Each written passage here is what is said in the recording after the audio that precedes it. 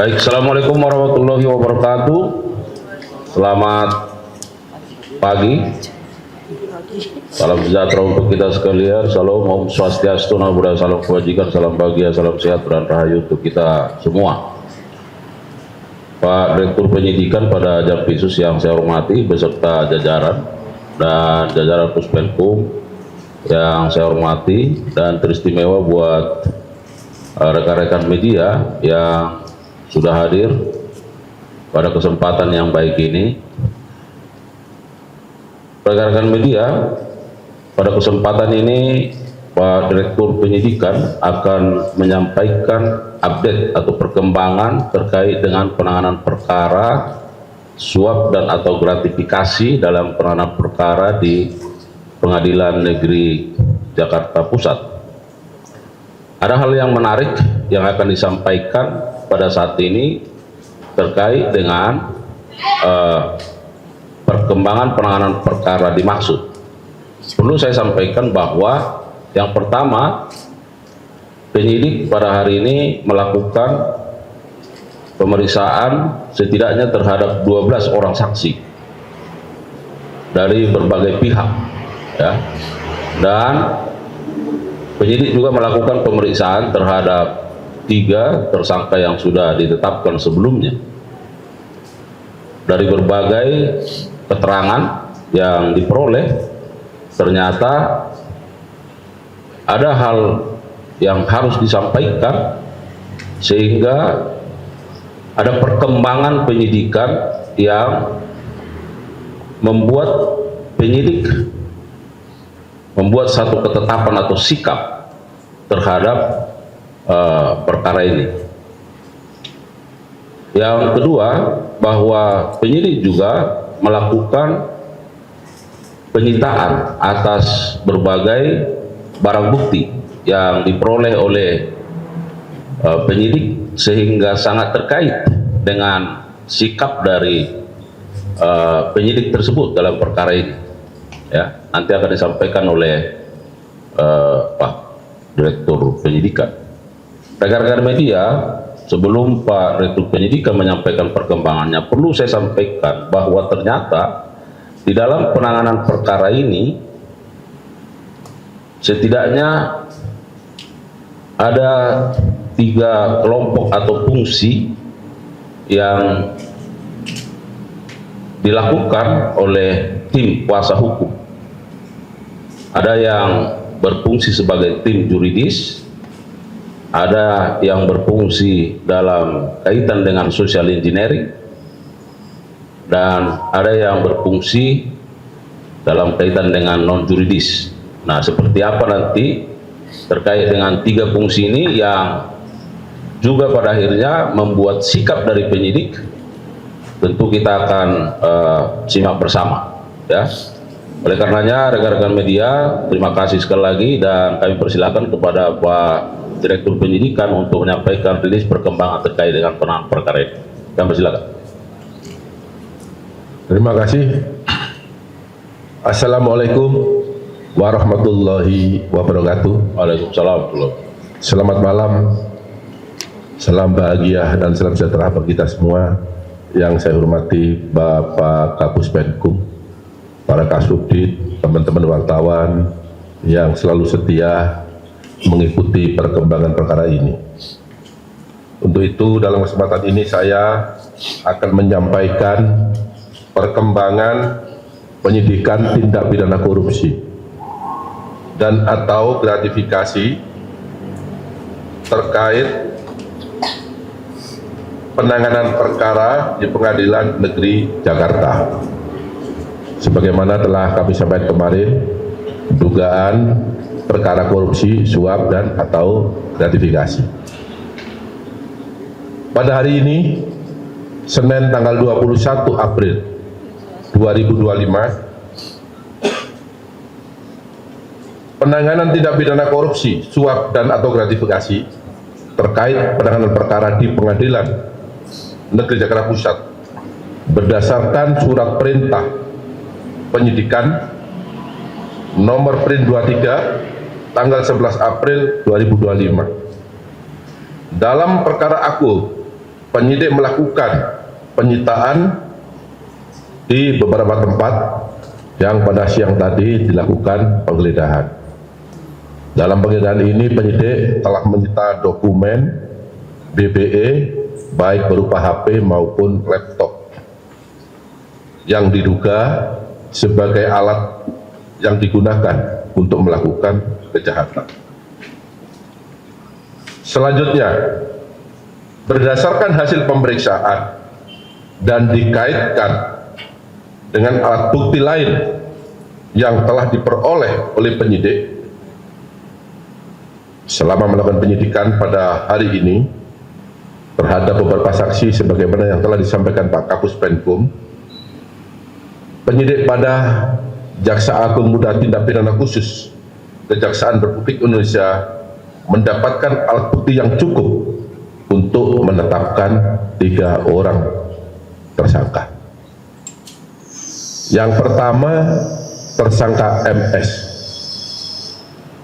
Yang bersangkutan selaku advokat dengan surat penetapan tersangka nomor 21 tanggal 21 April 2025. Yang kedua, tersangka JS yang bersangkutan sebagai dosen dan advokat berdasarkan surat penetapan tersangka nomor 29 tanggal 21 April 2025. Yang ketiga, tersangka TB selaku Direktur Pemberitaan JEK TV berdasarkan surat penetapan tersangka nomor 30 tanggal 21 April 2025. Adapun hasil pemeriksaan terhadap para saksi dan para tersangka yang sebelum ditetapkan sebagai saksi, yang bersangkutan juga sebelum ditetapkan sebagai tersangka, yang bersangkutan terlebih dahulu diperiksa sebagai saksi, dapat diperoleh fakta-fakta sebagai berikut. Terdapat permufakatan jahat yang dilakukan oleh MS, JS bersama-sama dengan TB selaku Direktur Pemberitaan JEK TV untuk mencegah, merintangi atau menggagalkan secara langsung atau tidak langsung dalam penanganan perkara tindak pidana korupsi tata niaga komoditas timah di wilayah IUP di PT Pertamina Tbk dan tindak pidana korupsi dalam kegiatan importasi gula atas nama tersangka Tom Lembong, baik dalam penyidikan, penuntutan maupun pemeriksaan di pengadilan. Sementara berlangsung yang saat ini prosesnya sedang berlangsung di pengadilan dengan biaya sebesar 478.500.500.000 rupiah yang dibayarkan oleh tersangka MS dan tersangka JS kepada TB yang dilakukan dengan cara-cara sebagai berikut. Tersangka MS dan tersangka JS mengorder tersangka TB untuk membuat berita-berita negatif dan konten-konten negatif yang menyudutkan kejaksaan terkait dengan penanganan perkara akwo, baik ketika di penyidikan, penuntutan maupun di persidangan, dan tersangka TB mempublikasikannya di media sosial, media online, dan JEK TV News sehingga kejaksaan dinilai negatif dan telah merugikan hak-hak para tersangka atau terdakwa yang ditangani oleh tersangka MS dan tersangka JS selaku penasihat hukum tersangka atau terdakwa. Kemudian tersangka JS membuat narasi-narasi dan opini-opini positif bagi timnya, yaitu MS dan JS, kemudian membuat metodologi perhitungan kerugian keuangan negara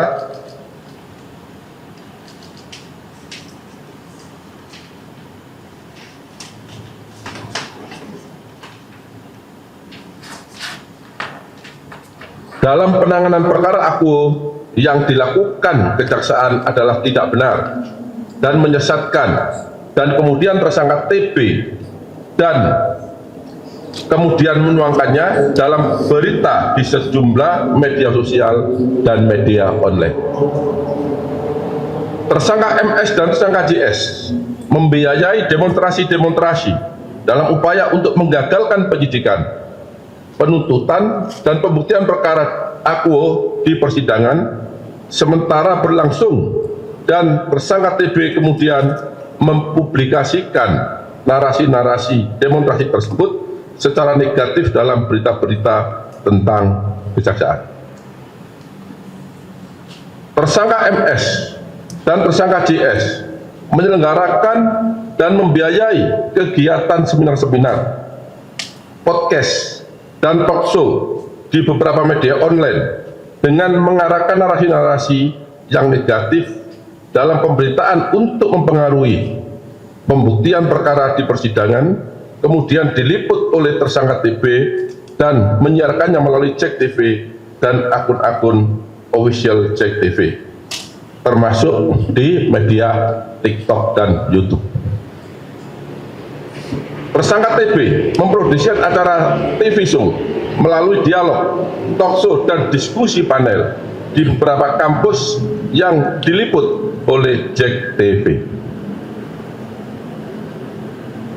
Tindakan yang dilakukan oleh tersangka MS, tersangka JS, dan tersangka TB dimaksudkan bertujuan untuk membentuk opini publik dengan berita negatif yang menyudutkan kejaksaan maupun Jampitsus dalam penanganan perkara tindak pidana korupsi tata niaga timah maupun perkara tindak pidana korupsi tata niaga gula, baik saat penyidikan maupun di persidangan yang saat ini sedang berlangsung, sehingga kejaksaan dinilai negatif oleh masyarakat dan perkaranya tidak ditindaklanjuti ataupun tidak terbukti di persidangan.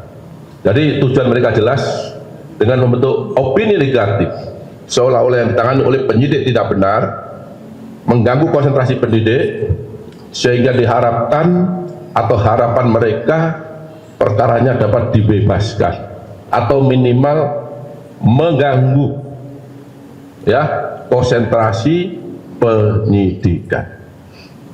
Selain daripada itu, para tersangka juga melakukan perbuatan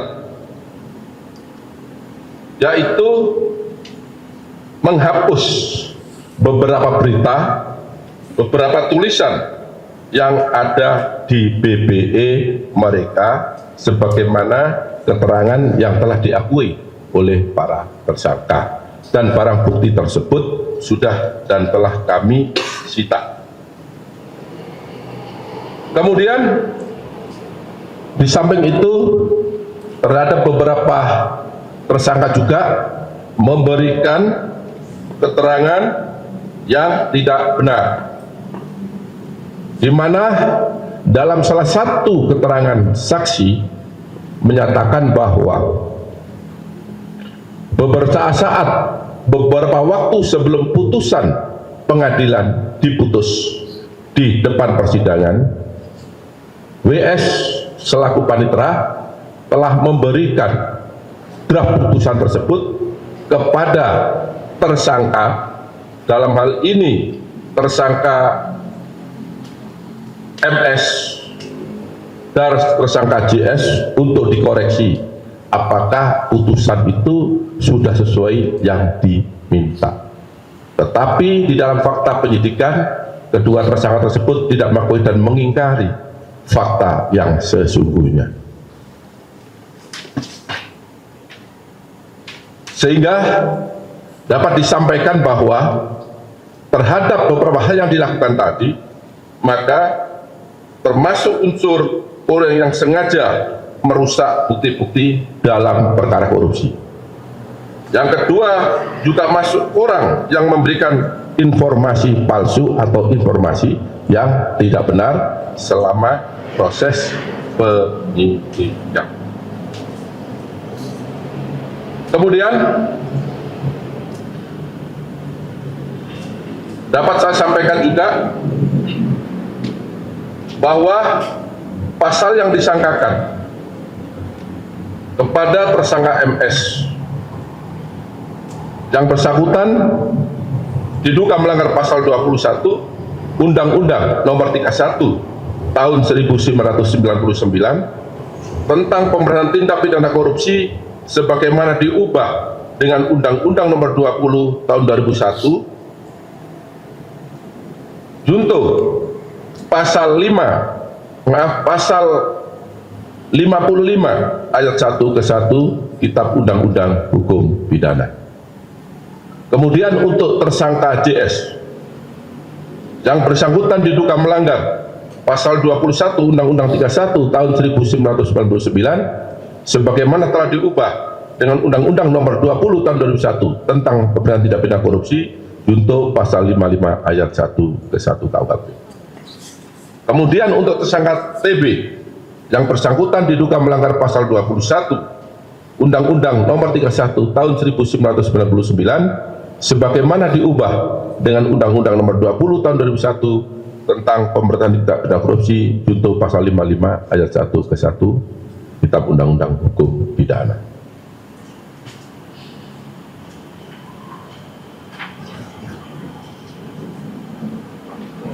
Terhadap kedua tersangka, yaitu tersangka JS, dilakukan penahanan 20 hari ke depan terhitung mulai hari ini di Rutan Salemba, Cabang Kejaksaan Agung.